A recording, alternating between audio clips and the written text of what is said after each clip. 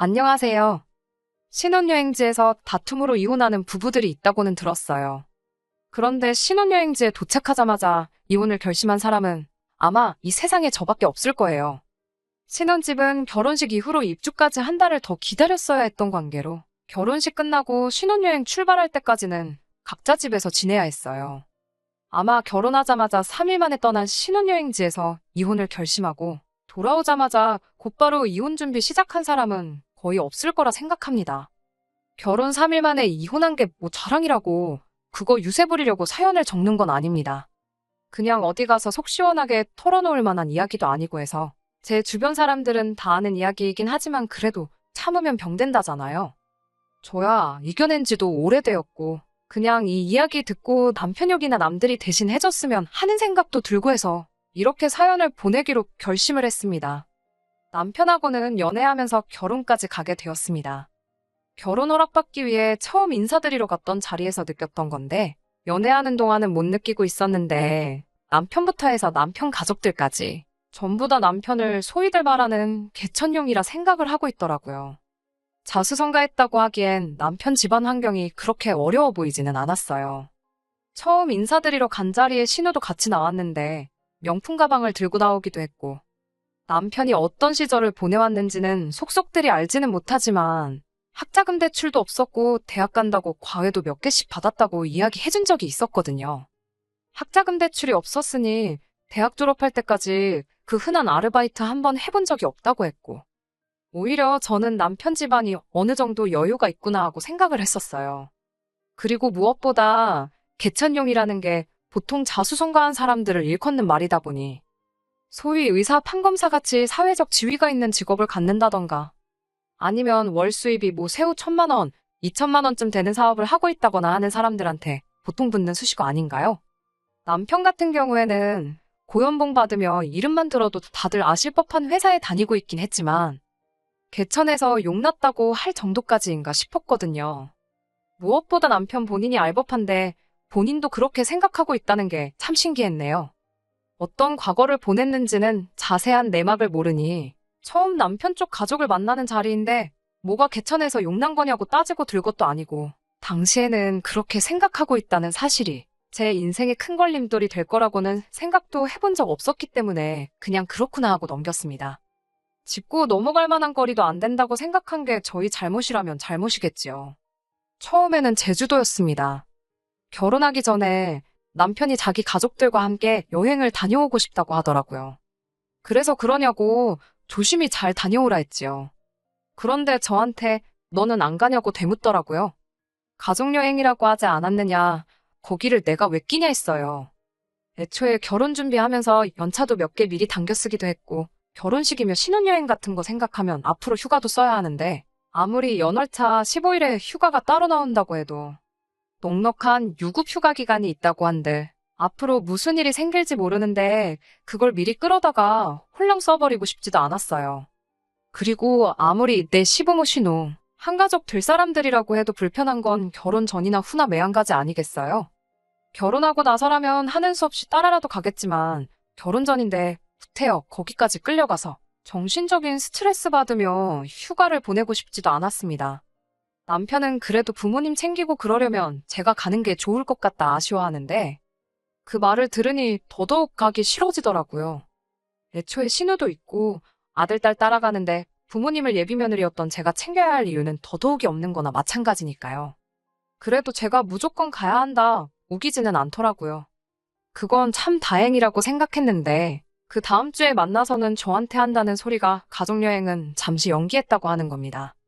이유는 따로 말해주지 않았는데 안 좋은 촉이 오긴 했어요. 이 인간이 기어이 나를 데리고 같이 가려나 보다 싶었지요. 그걸 굳이 꾸역꾸역 날짜까지 미뤄가며 내가 당신 부모님 수발 들게 만들어야 하는 거냐 따졌더니 그런 건 아니랍니다.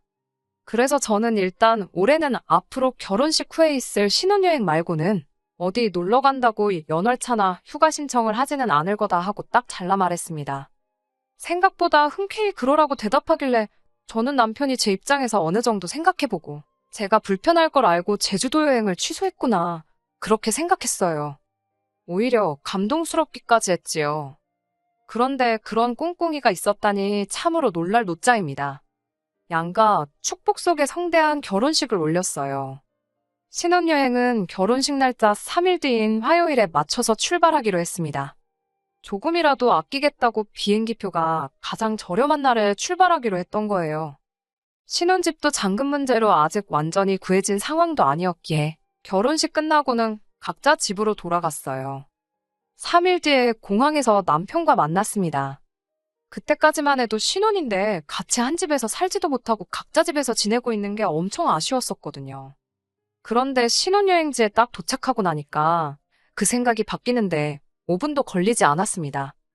입국 수속 마치고 입국장에 들어서는 순간 익숙한 얼굴들이 저희를 마중 나와 있었거든요. 저는 정말 경악을 금치 못했습니다. 시부모님의 신우까지 더해서 입국장에서 쌍수를 들고 저희를 열렬히 환영해주고 있었으니 말이에요. 누가 보면 이민 와서 현지에 살고 있는 남편 가족들을 보러 혼자 한국에서 지내던 남편이 오랜만에 비행기 타고 왔구나 싶은 그림이었어요. 저는 어안이벙벙해서 남편한테 이게 무슨 경우냐고 따졌지요. 남편은 뻔뻔하게 이게 네가 원하던 거 아니냐고 적반하장으로 나오더라고요. 세상 어느 누가 미쳤다고 인생에 한 번뿐인 신혼여행을 시가족들하고 같이 보내고 싶어 했겠냐 따지니 남편은 제주도 이야기를 꺼내더군요. 생각해보니 제가 틀린 말 한 거 하나도 없다고.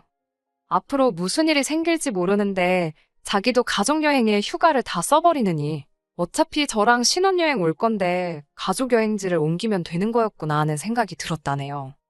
그게 그러자고 한 소리가 아닌 거 알고 있으면서 능청스럽게 연기를 하는 거 보니 속에서 천불이 나더라고요.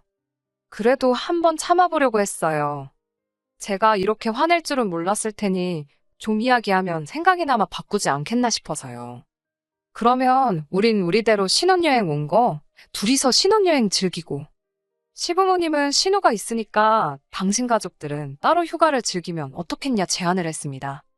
집에 갈 때 공항에서 만나서 비행기 타고 같이 돌아가면 되는 거 아니겠냐고요. 그랬더니 남편이 정색을 하면서 저한테 여기까지 와서 분위기를 이렇게 잡쳐야겠냐며 따지고 들더라고요. 제주도 때 결혼 전이니까 거절했던 거 그렇다 쳐도 이제 결혼식 올렸으니까 너 이 집 며느리 아니냐고. 며느리가 시부모님 데리고 여행도 다니고 필요한 거 챙겨드리고 해야지 그걸 벌써부터 신우한테 떠넘길 생각을 하냐는 거예요. 신우도 너보다 어른이라고 너가 같이 모셔야 할 사람 중에 하나인데 부려먹을 생각이 드냐면서 사람들 다 보는 거 아랑곳하지도 않고 큰 소리를 치는 겁니다. 그러면서 너는 이제 시집 왔으니 모르겠지만 이 여행이 우리 가족들한테 얼마나 큰 의미인 줄은 아느냐며 입에 개거품을 물면서 지 과거 이야기를 꺼내는데 얼척이 다 없더군요. 지 가족들이 자기 공부시켜서 좋은 직장 취직시킨다고 얼마나 노력한 줄 아냐고.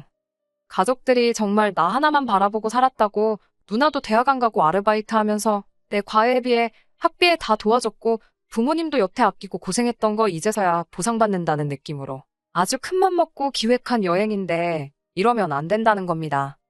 애초에 제가 제주도를 따라갔으면 이런 일이 없었을 거라는 거예요. 일이 이렇게 된 게 다 제 탓이고 이제 며느리니까 투정 부리지 말고 지 부모님을 챙기라고 하는 겁니다. 입에 거품이 날 때까지 고작 떠든다는 말이 너 이 집 며느리 됐으니까 내 식구들 알아서 수발들라는 소리를 저렇게 길게 풀어 말한 거였어요. 그래서 그게 내가 알 바냐고 따졌습니다.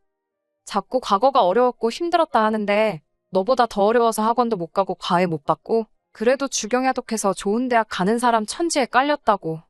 그리고 자꾸 개천용 하는데 누가 보면 어디 회사에서 월급으로 몇 억씩 주고 모시고 쓰는 줄 알겠다고.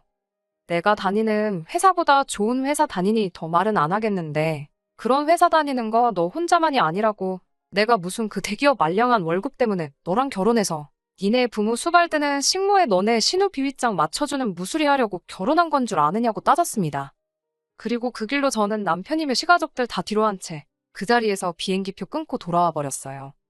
제가 한번 그렇게 폭발하니 남편도 기가 죽고 시부모님이랑 신우도 제 눈치 보면서 따로 지낼 테니까 가지 말라고 붙잡았는데 거기서 누그러지면 제 앞길 평생을 제 손으로 풀을 수도 없을 정도로 꼬아버리는 거나 마찬가지라고 생각해서 뒤도 안 돌아보고 비행기에 몸을 실었습니다. 정말 말 그대로 신혼여행 보내기도 전에 여행지 도착하자마자 이혼하게 된 거나 마찬가지지요. 다시 받아줄 생각도 없었지만 여행지에서 돌아온 남편 하는 꼬라지가 아주 가관도 아니더군요. 사과할 거라고 기대는 안 했지만 여행지 내내 연락 한번 했던 적 없었기에 적어도 앞으로 우리 사이가 어떻게 되는 건지 궁금해한다거나 어떻게 해보자던가 하는 그런 이야기를 꺼낼 줄 알았는데 돌아와서 저를 보자마자 한다는 소리가 다른 게 아니고 돈 내놓으라는 소리였습니다. 뭐 돈 맡겨놓은 것도 아니고 신혼집 입주를 코앞에 두고 있었지만 꽤나 큰 손해긴 하지만 아직 끝전이 치러진 게 아니다 보니 그냥 파기하면 위약금 내고 파기할 수 있었어요. 그 신혼집마저도 각자 모아놓은 돈에서 각출을 했다 보니 오히려 돈을 돌려받는다면 제가 돌려받아야 하는 게 맞는데 저 자식은 뭔데 저한테 돈을 내놓으라 말아 하는지 싶더라고요. 뭐 맡겨놓은 게 있어서 나한테 달라고 하는 거냐 저도 따져 물었지요. 그랬더니 제가 자기 가족들 인생에서 처음 가보는 해외여행을 망쳐버렸으니 그 비용을 보상하라는 거예요. 부모님 비행기표에 신호 비행기표며 여행 전반적인 경비에 신호 휴가 나간 동안 못 받게 된 월급의 일부까지 계산기 두들겨서 가져왔더라고요. 그래도 양심은 있는지 지 휴가 쓴 건 계산 안 했더라고요. 거기에 추가적으로 또 뭐 저 때문에 영어로 통역할 사람이 없어서 제대로 못 즐긴 것도 많고 제가 없으니 부모님 수발 든다고 지낸 누나가 엄청 고생을 했다고 정신적 피해 비용에 신호 인건비까지 추가해서 저한테 달라고 하는 겁니다. 그 금액은 2천만 원 하고도 뒤에 끝자리 몇십만 원 더 있었는데 남편이 저한테 인심 써줘서 그건 안 받고 딱 2천만 원으로 퉁쳐주겠다고 하더라고요. 계산 안 힘들게 손해를 감수한 거라고 자랑스럽게 이야기하는데 당당한 그 모습을 보니까 저도 모르게 고마워서 다 눈물이 날 뻔했어요. 돈 깎아준 게 고마운 게 아니고 그래도 여태만 나온 정이 있는데 그냥 한번 용서해줄까? 나도 여행지에서 그렇게 돌아오면 안 됐는데 내가 너무 심했나? 그런 생각도 마음 한구석에 조금은 가지고 있었거든요. 이렇게 남아있는 정을 확실하게 떼줄 거라고는 기대조차 하지 않았는데 이렇게 확실하게 알아서 마무리를 지어주다니 정말 고맙기 그지 없었지요. 니네 가족 놀러 갔다가 재미없어서 실망한 돈을 왜 나한테 와서 찾냐고. 그냥 좋은 말로 할 때 내 눈앞에서 꺼지고 이혼 서류 날라오면 도장 찍을 준비나 하라고 했어요. 이미 공항에서 비행기 올라탔을 때 이혼한 거나 마찬가지였다고. 말 맞다나 이제 그 잘난 며느리도 아닌데 니네 부모님 가족여행 망친 건 자식들이 니랑 니네 누나 아니겠냐고. 그러니까 그 여행 비용은 나한테 청구할 게 아니고 부모님도 똑바로 못 챙기고 여행지에서 벙어리 마냥 말 한마디 못한 네 잘못이니 네 스스로한테 청구하는 게 어떻겠냐고 했지요. 얼마나 힘든 과거를 보냈고 당신 가족들이 얼마나 고생했는지는 내가 듣도 보도 못해서 얼마나 큰 은혜인지는 가늠이 안 된다고. 하지만 그 은혜가 얼마나 크던 간에 그걸 너랑 결혼한 네 마누라 며느리까지 나서서 갚아줘야 하는 은혜라면 그딴 며느리 자리는 내가 때려치고 만다고 딱 잘라 전해줬습니다. 다시 한번 그 잘난 가족여행 망친 건 니들 무능한 걸 탓하고 당신이야말로 집에 들어간 내 돈 제대로 안 돌려주면 어디 어떻게 되나 보자고 했어요. 그리고 이 이혼의 책임은 너한테 있으니 위약금은 위자료 줬다 생각하고 네가 내라고 했습니다. 그리고 어디 한번 안 접을 테면 안 접으라고. 내 전 재산 날려먹는 한이 있어도 대한민국에서 제일 유능하다는 변호사 구해서 어떻게든 그 돈 받아내겠다고 울음장을 놓았어요.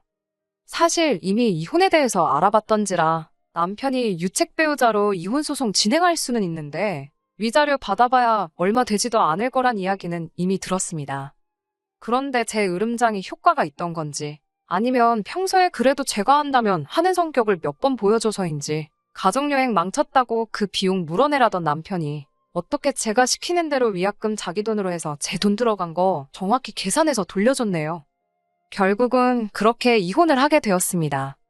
이혼 진행하는 과정에서 그제서야 정신을 차린 건지 저한테 사과하면서 가족들하고 얽히지 않게 잘 할 테니 다시 잘 해보자고 몇 번을 제 앞에 빌었어요. 하지만 그 진짜 속내는 아무도 모르잖아요. 한 번 속은 거면 충분하다고 생각해서 그냥 미련 남지 않게 딱 잘라 말해줬습니다. 다시 합칠 생각 없으니 부모님 은혜같이 갚아줄 며느리는 어디 딴 데 가서 알아보라고요.